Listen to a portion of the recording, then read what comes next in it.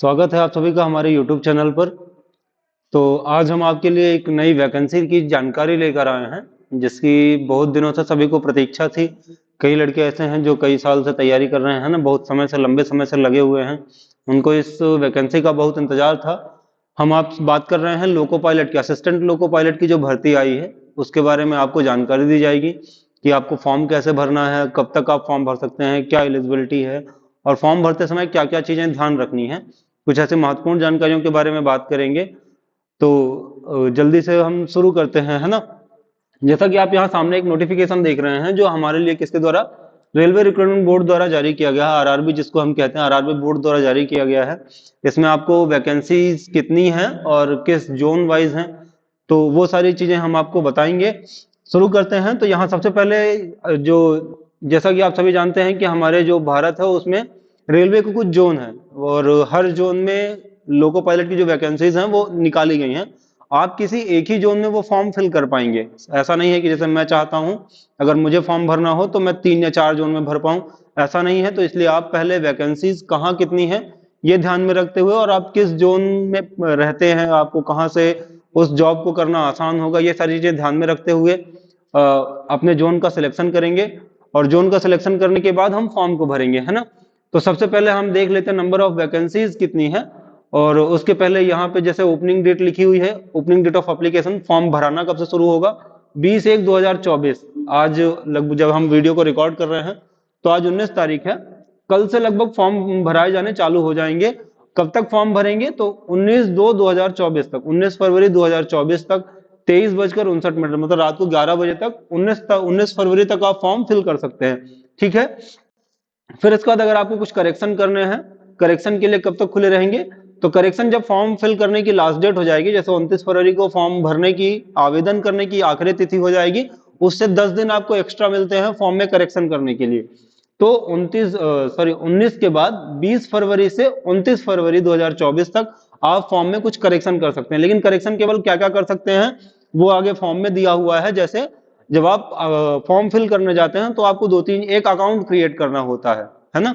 Account create करते समय आपको अपना नाम और उसके बाद मेल आईडी और फोन नंबर और आपको जिस जोन से फॉर्म फिल करना है, 3 चीजें बहुत ध्यान से भरनी है क्योंकि आप इनमें किसी भी तरह का करेक्शन बाद में कर नहीं पाएंगे।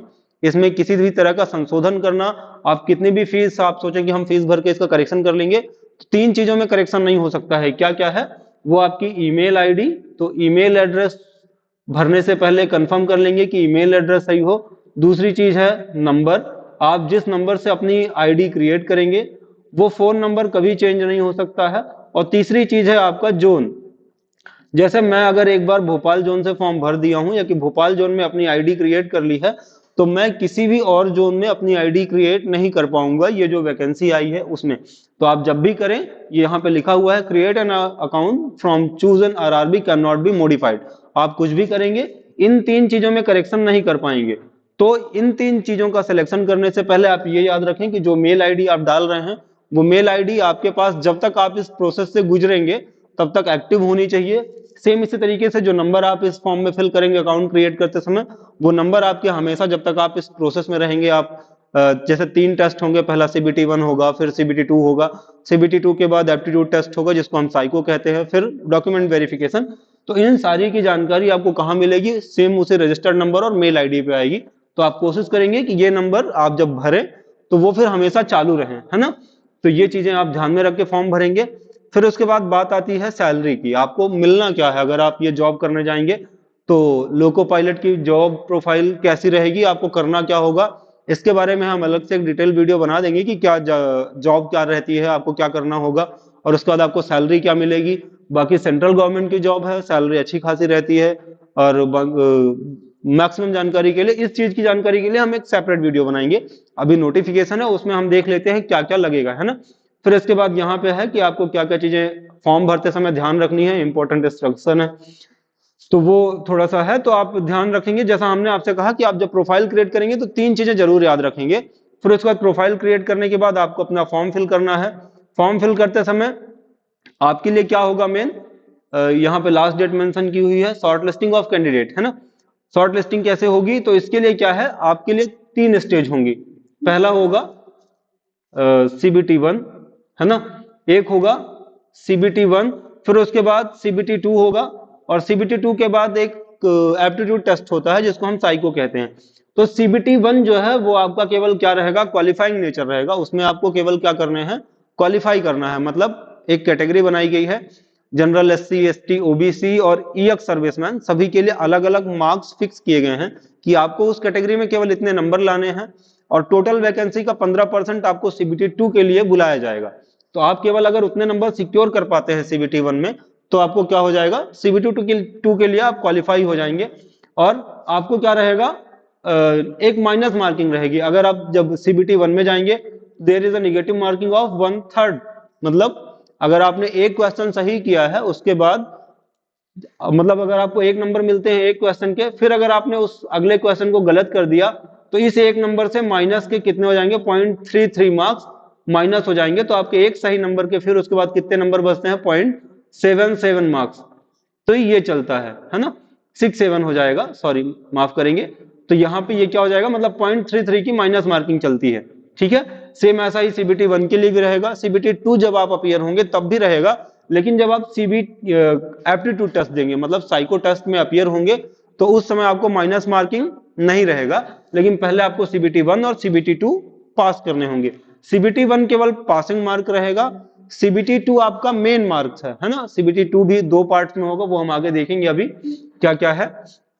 फिर इसके बाद जनरल इंस्ट्रक्शंस लिखे हुए हैं, आपको ये सारे पढ़ने हैं, मेन है ना। हम आपके लिए मेन जो बात है वो है क्या, पहले देख लेते हैं पोस्टें कितनी हैं, वो मेंशन किया हुआ है यहाँ पे लास्ट पेज पे।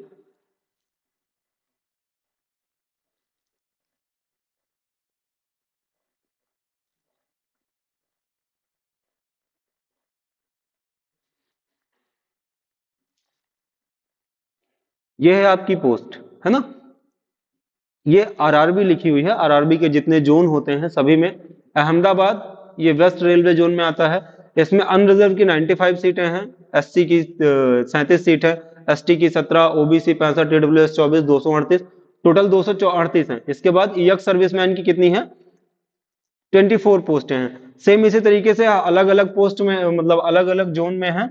आप इस बार वैकेंसी चार्ट को अपने हिसाब से देख लेंगे, उसके बाद आप अपना जोन सेलेक्ट करेंगे, है ना। चूंकि अकाउंट क्रिएट करने से पहले आपको सबसे पहले याद रखना है कि हम एक बार जोन सेलेक्ट कर लें कि हमको किस जोन में जाना है।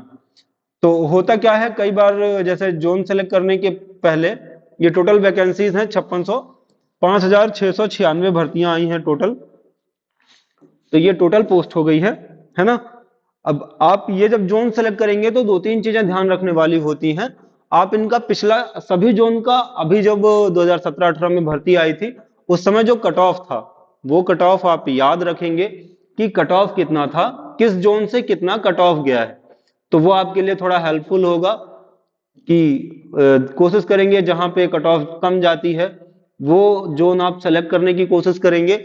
और उसके बाद नंबर ऑफ वैकेंसीज भी डिपेंड करती हैं, कहीं कहीं क्या हुआ था पिछली बार, वैकेंसीज कम थी और ऐसे जोन थे, लेकिन वहां पे वैकेंसीज कम होने के कारण लोगों ने फॉर्म बहुत कम डाले।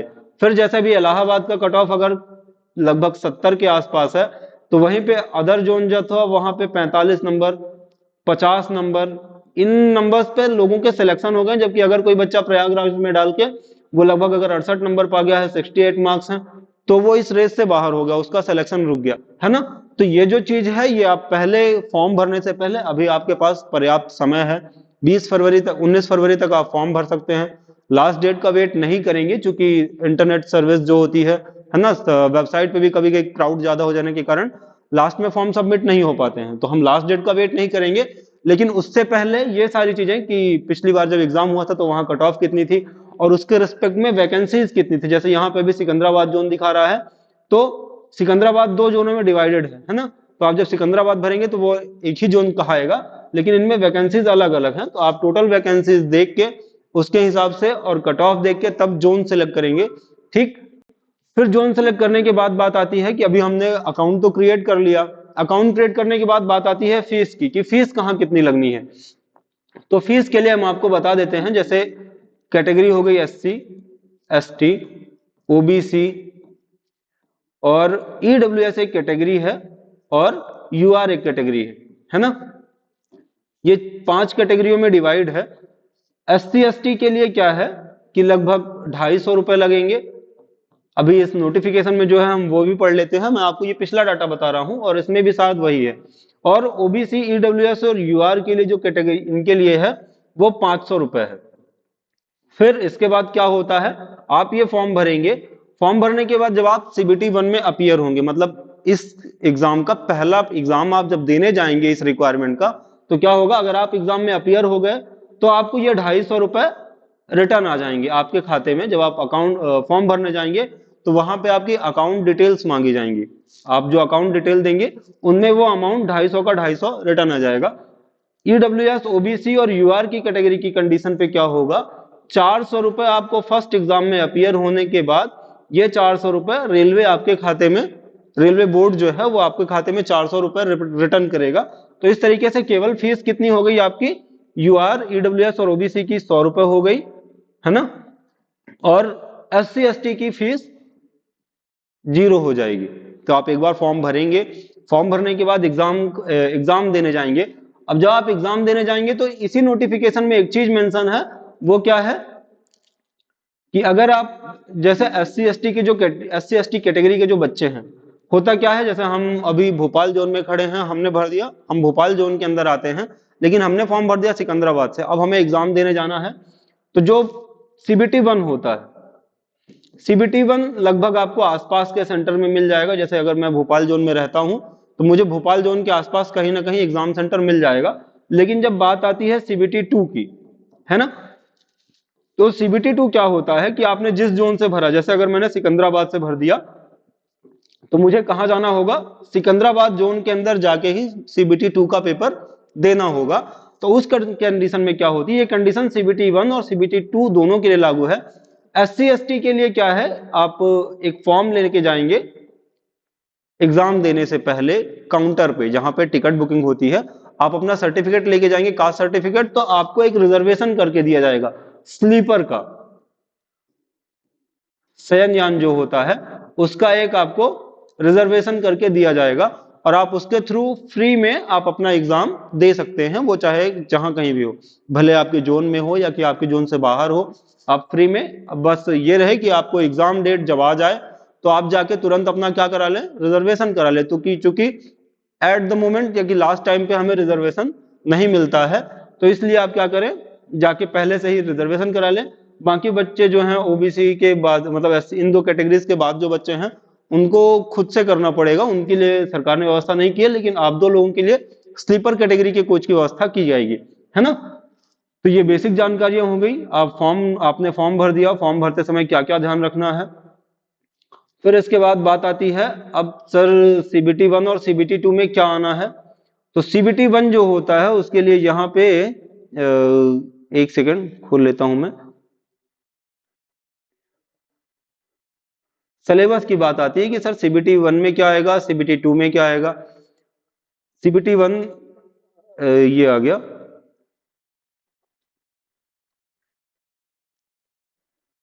ठीक है, ये आ गया CBT 1। अब जब आप CBT मतलब कंप्यूटर बेस्ड टेस्ट, आपको टेस्ट ऑनलाइन होता है, तो हम उसको कहते हैं CBT 1। CBT 1 में क्या होगा, केवल एक स्क्रीनिंग एग्जाम होगा for short listing candidate for CBT 2। ये केवल एक एग्जाम है जिसको आपको केवल क्या करना है, क्वालिफाइंग मार्क के साथ पास करने हैं। लेकिन ये ऐसा लिखा हुआ है, लेकिन क्या होता है जब CBT 2 की बात आती है तो उसमें हम CBT 1 के जो बच्चे होते हैं उनसे केवल कितना, 15 गुना, 15 टाइम्स जो बच्चे होते हैं। मान लीजिए जैसे अगर कहीं 200 वैकेंसी है ना, जैसे मान लीजिए भोपाल जोन में अगर 200 वैकेंसी थी, तो हम CBT 2 के लिए जो RRB की गाइडलाइन है उसके हिसाब से CBT 2 के लिए केवल कितने बच्चे बुलाए जाएंगे भोपाल में, तो 30,000 बच्चे, केवल 3,000, है ना, 15 से, हाँ 3,000 गुणा, मतलब केवल 3,000 बच्चे CBT 2 के लिए क्वालिफाइंग होंगे। लेकिन आपको जो एग्जाम है ये केवल क्वालिफाइंग नेचर का है, तो इसके हिसाब से क्या होगा, the marks of CBT shall not be counted while preparing the final panel. जब फाइनल बनना होगा तो उसको CBT 1 मार्क्स काउंट नहीं होगा, ऐसा लिखा है। Candidate belonging to OBC ST ST who are shortlisted for CBT 2 will availing relaxed standard of age shall continue. अब यहाँ पे एज रिलैक्सेशन की बात हो रही है, किसको किसको कितना मिलेगा, तो OBC ST ST को जितना 4 साल 5 साल 4 साल जो मिलता है वो उसके हिसाब से मिलेगा। है ना। इसके बाद हम देख लेते हैं एग्जाम में क्या आना है। Pattern and syllabus of CBT 1 क्या क्या आएगा। तो ड्यूरेशन 60 मिनट की होगी। 60 मिनट में आपसे कितने 75 क्वेश्चन पूछे जाएंगे। 60 मिनट्स में 75 क्वेश्चन रहेंगे जो आपको हल करने हैं, ठीक है। निगेटिव मार्किंग रहेगी 1/3 की। फिर इसके बाद normalising of mark will be done on CBT held in multiple shift. एक दिन में एग्जाम पूरा नहीं हो पाता है, इसलिए जितने एग्जाम में होंगे फिर आपके मार्क्स नॉर्मलाइज होंगे। अब ये कि मिनिमम जो अभी हम आपसे बात कर रहे थे कि मिनिमम परसेंटेज आपको कितने लाने हैं, कितने में पासिंग मार्क होगा। तो यूआर और ईडब्ल्यूएस के लिए आपको 40% मार्क। तो जैसे 75 नंबर का पेपर है, 75 नंबर में से आपको 40% मिलने लाने होंगे। तो 40% कितना हो जाएगा 10 से 1425। मतलब अगर आप यूआर कैटेगरी में आते हैं तो कितना 30 नंबर आपको कम से कम लाने होंगे। सेम इसी तरीके से ओबीसी में 30%, एसटी के लिए 30% और एसटी के लिए केवल 25%, मतलब 75 का चौथाई भाग कर लीजिए, जितना लाना होगा वो आपको मिनिमम पासिंग मार्क्स आपको लाने हैं, ठीक है। फिर इसके बाद बात आती है स्टैंडर्ड ऑफ क्वेश्चन। क्वेश्चन में क्या क्या पूछा जाएगा। तो जैसा हमेशा होता है ये एक 10th बेस एग्जाम होगा। 10th और आईटीआई के बच्चे भी शामिल होंगे, तो इसका बहुत लेवल नहीं रहता है, केवल 10th बेस की जो एग्जाम क्वेश्चंस होते हैं उनके हिसाब से होता है। तो उसमें मैथमेटिक्स आएगी। मैथमेटिक्स में क्या क्या है, number system, BODMAS, decimal, fraction, LCM, HCF, ratio and proportion, percentage, mensuration, time and work, ये सारी चीजें जो लिखी हैं। मेंटल एबिलिटी मतलब आपने रीजनिंग पढ़ी होगी, है ना, ये उसकी बात हो रही है। तो वो मेंटल एबिलिटी के अंदर आएगा, जिसको हम तार्किक क्षमता भी कहते हैं। Analogy, alphabet, number system, number series, ये सारी चीजें तो आप इनको जल्दी जल्दी एक बार पढ़ लेंगे। फिर जनरल साइंस एक विज्ञान सब्जेक्ट लगता है जो आपको 10th तक लगता है, उसी के हिसाब से लिखा हुआ है science of class 10th standard. इसके लिए सबसे अच्छी बुक एनसीईआरटी, आप क्लास 10th तक की साइंस कंप्लीट करेंगे वो हो जाएगा। फिर ये जनरल अवेयरनेस हो गया, मतलब जीके, है ना, करंट अफेयर्स और जीके, ये वो पोर्शन है। अब इनमें से ये स्पेसिफाइड नहीं है कि किस टॉपिक से कितने क्वेश्चन आएंगे, ठीक है। ये आपको एग्जाम टाइम पे ही देखने को मिलेगा। ऐसा है कि आप पिछला जो क्वेश्चन पेपर होते हैं उनको उठाएंगे तो भी आपको पता चल सकता है कि इसमें क्या क्या आता है। सेम फिर बात आती है सीबीटी स्टेज सेकंड की। दूसरे स्टेज में क्या होगा, shortlisting of candidate shall be done RRB wise and community wise as per their normalized marking CBT 1 marks. केवल आपको सीबीटी 1 में जितने नंबर मिले रहेंगे उसके हिसाब से सीबीटी 2 के लिए आपको शॉर्ट लिस्ट किया जाएगा। टोटल वैकेंसी का 15 गुना ही किया जाएगा, ये लिखा हुआ है, लिमिटेड टू 15 टाइम्स, केवल 15 गुना शॉर्ट लिस्ट किए जाएंगे। फिर उसके बाद ये वैकेंसीज जो हैं वो आरआरबी अपने हिसाब से घटा बढ़ा सकता है। फिर the final panel ALP prepared only on the basis of marks and merit of candidate CBT 2 and CBAT. CBAT मतलब कंप्यूटर बेस्ड एप्टीट्यूड टेस्ट, जिसको हम साइको कहते हैं, ठीक है। इसमें माइनस मार्किंग नहीं रहेगी, बाकी फर्स्ट और सेकंड स्टेज में क्या है माइनस मार्किंग रहेगी।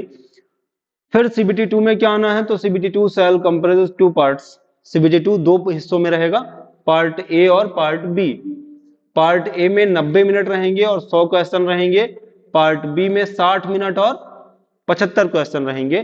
फिर अब इसमें भी पार्ट ए और पार्ट बी में क्या है, केवल पार्ट बी आपको क्वालिफाई करना है। ये केवल क्या है, क्वालिफाइंग नेचर का रहेगा। मेन आपके स्कोरिंग आपको किस में करना है, तो स्कोर करना है इस सर पार्ट ए में। आप इधर जितने ज्यादा नंबर लाएंगे वही उसी की मेरिट के बेस पे आपको कंप्यूटर बेस्ड एप्टीट्यूड टेस्ट में या कि साइको टेस्ट में बुलाया जाएगा, ठीक है। ये केवल पासिंग मार्क रहते हैं। माइनस मार्किंग वही 1/3 की रहेगी, ठीक है। और पासिंग मार्क क्या है, तो जैसा आपको पहले बताया था, यूआर और ईडब्ल्यूएस के लिए 40%, ओबीसी के लिए 30%, एससी के लिए भी 30 और एसटी के लिए 25%, ठीक है।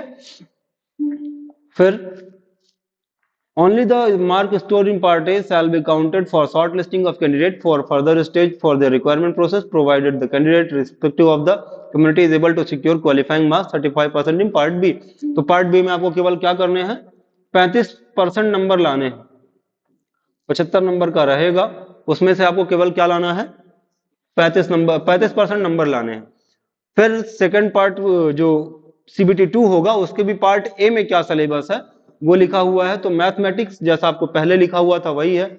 जनरल इंटेलिजेंस एंड रीजनिंग, ये मेंटल एबिलिटी जो लिखी हुई थी, तो इसमें कोडिंग डिकोडिंग ये सारी चीजें है ना, वेन डायग्राम, सिमिलैरिटी डिफरेंस और एनालॉजी, अल्फाबेटिकल, सारी चीजें वही हैं।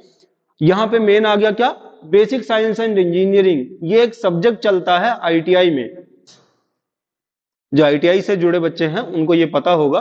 तो ये वो सब्जेक्ट है जो आपके लिए अलग से आएगा। इसमें जैसा हमने एजुकेशन की बात की थी कि जो एएलपी की सीट है उस पर क्वालिफिकेशन की बात, अच्छा मैंने क्वालिफिकेशन नहीं बताया। हम थोड़ा सिलेबस कवर कर लें फिर इसके बाद बात करते हैं। बेसिक साइंस एंड इंजीनियरिंग का जो सिलेबस है वो आपको जरूर देखना होगा। The broad topic of covered under this engineering drawing, projection, view, diagram, drawing instrument, line, geometry figure, symbolic representation, unit, measurement, mass, weight and density, work, power and energy, ये पूरा का पूरा आईटीआई का सिलेबस है। अगर जिनको पढ़ना भी है, जैसे इसके लिए एएलपी के लिए डिप्लोमा और इंजीनियरिंग वाले बच्चे भी फॉर्म भर सकते हैं, तो वो भी उनको पढ़ने के लिए क्या है, आप आईटीआई की बुक से अगर ये सिलेबस टॉपिक कवर करते हैं तो मेरे हिसाब से ये आपके लिए बहुत अच्छा रहेगा। ठीक है, ये आपके लिए मेन है जिससे आप स्कोर कर सकते हैं पार्ट ए में। फिर पार्ट बी आ गया, तो पार्ट बी में क्या करना है, केवल आपको कितने नंबर लाने हैं इस पे बहुत ध्यान नहीं देना है, केवल 35% मार्क्स आपको लाने हैं। तो 75 का 30% आपको लाना रहेगा। तो part B is only qualifying test in nature shall be qualification from questions from the various trade syllabus. जैसे qualifying person 35 for all candidate, इसमें कैटेगरी का कोई इशू नहीं है ना, चाहे वो एसटी का हो, चाहे एसटी का हो, ओबीसी, ईडब्ल्यूएस, किसी भी कैटेगरी का हो, उसको 35% मार्क्स लाने ही पड़ेंगे। अगर आप इसमें 35 नहीं लाते हैं और इसमें आप पूरा का पूरा स्कोर कर ले जाते हैं तो आपकी नंबर्स की कोई वैल्यू नहीं रहेगी, आप कंप्यूटर बेस्ड एप्टीट्यूड टेस्ट के लिए क्वालिफाई नहीं कर पाएंगे। ठीक है, सिलेबस क्या है, सिलेबस फॉर वेरियस स्टेट, तो इसके लिए अलग से सिलेबस है, वो अभी नीचे शायद है, ये लिखा हुआ है।